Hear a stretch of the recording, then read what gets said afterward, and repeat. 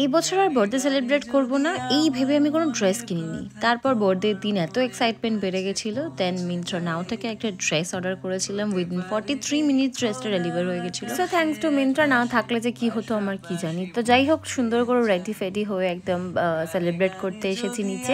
First day ফ্যামিলির সাথে celebrate করতেই হবে, এটা তো একদম ম্যান্ডেটরি। হতে পারে এই খোলা আকাশে আকাশে পাশাপাশি বসতে চায়, আর বেশি কিছু আশা করি না। তারপর বাড়ি থেকে বেরিয়ে চলে এসেছিলাম বন্ধুদের কাছে। ওরাও আমার বার্থডে সেলিব্রেট করেছে, একটা সুন্দর কেক এনেছিল। আর ভীষণ ভালো করে সেলিব্রেট করার পর হঠাৎ করে ওদের মনে হয়েছে যে আমাকে ভূত করবে। তো সেই জন্য বাই চান্স কেক ওরা মাখায়নি, আমাকে জাস্ট ওই স্নো স্প্রেতে ভরিয়ে দিয়েছিল, যার জন্য চুলটা পুরো ফ্রিজ হয়ে গেছিলো।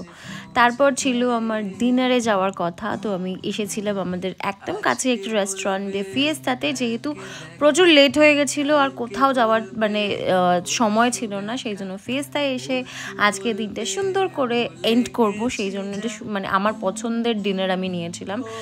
ওখানকার ফ্রাইড রাইস আর কুংপাও চিকেনটা আমার দারুণ দারুণ লাগে। বার্ন গার্লিক রাইসটা তো অসাধারণ খেতে, তো ওটাই নিয়েছিলাম। অ্যান্ড দেন চিকেন খেয়েছিলাম, কুংপাও চিকেনটা ওদের ওখানে দারুণ, মানে ওদের ওই ইন্দো চাইনিজ ব্যাপারটা ভীষণ ভালো লাগে আমাদের।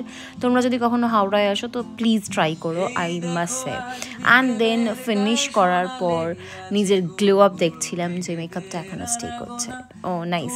দেন যেটা ম্যান্ডেটরি কাজ সেটা হচ্ছে ওই মৌরি আর মিশ্রি, যেটা আমি বাড়িতে নিয়ে আসবই, মানে আমি চুরি করবই এটা, মানে ওটা আমি হেল্প করতে পারি না নিজেকে।